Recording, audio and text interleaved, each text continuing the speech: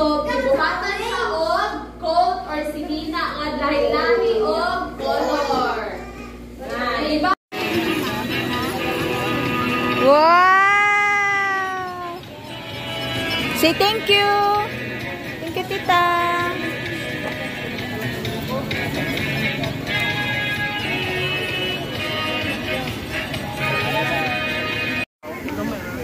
Linya po ko dito.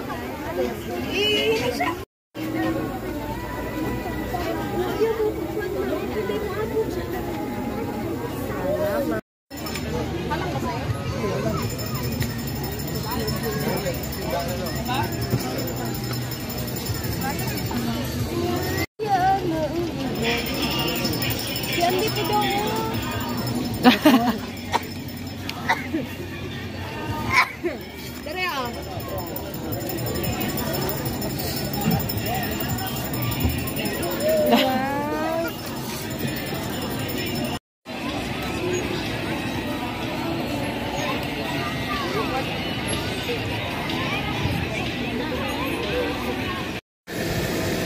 ₱50 lang.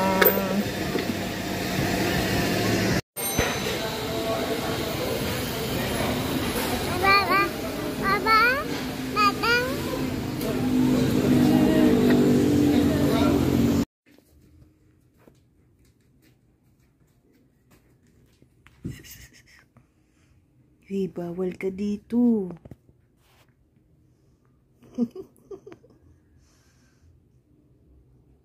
Pagod ka na? Pagod na? Sige na, sleep ka na. Sleep ka na.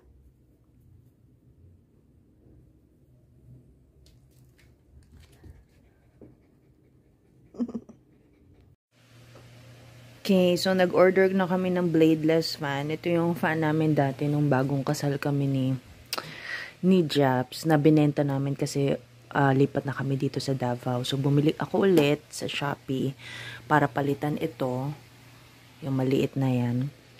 Tsaka kasi si Andy mahilig na siya lagay-lagay ng daliri niya kung san-san. Tapos na rin yun sa electric fan dati, nagdugo lahat ng niya, fingers niya. So, kailangan bladeless or walang blade. Bladeless fan siya. Tapos, madali din kasi itong linisin. Siyempre, hindi mo na siya linisin yung bawat blade. So, ganun lang siya. Ito lang linisin mo. Tapos, yung parang dito, mga parang filter, something niya. So, yun. Okay, so ganito yung itsura niya. Sorry. Okay. Ayan siya. Tapos ito yung parang base. Okay, hindi talaga ako magaling sa mga tawag dito. Yung mga setup ng ganito. Si Japs ang magaling dito. So, ko lang siya siguro. Ikakabit lang. Para lang mapakita sa inyo kung paano siya. Hirap pala magkabit pag may kasamang phone sa isang kamay. Hindi nyo pa pala nakita. Ayan. Tama ba to? Basta ganun siya. O, ayan. Ayan. Tapos, parang nawawala. Parang may kasi to eh.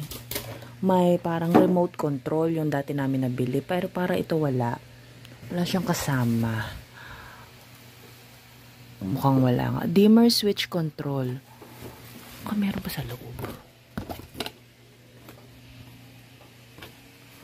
Nope. Lang siya. Instructions. Okay, so kung wala siya control, dito siya i-control.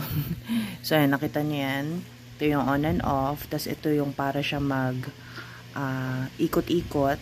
Tapos, ito yung volume. Ito yung hina niya tsaka lakas. So, yan siya. So, ganyan siya. Ayan. So, try natin ikabit kung gagana siya. Pero ganyan siya kalaki. Ang ganda ng background natin. Magulo yung ating kama. Ayan. So, ganyan siya kalaki. Ayan. Okay, so hindi ko talaga siya makabit. Parang may something na dapat mag-click dito para makabit siya talaga fully. Pero nakita ko na yung remote. Ito siya. Okay. Pero from our previous experience, nawawalan siya agad ng battery or di na siya talaga gumagana. Parang universal remote lang siguro to. Ayan, so may sway. Yung 3060 something. Black siya. White kasi yung dati sa amin. Okay. So, ganyan siya. So, pag tinatamad ka, yan na pindot ng pindot. Yan.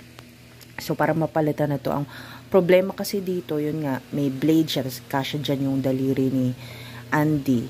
Tapos, ano din, parang may sira na kasi siya. So, kailangan namin siya palitan. Bago pa magkasunog dito. Yun. So, ito na siya. Palitan na siya. Thank you, Shopee.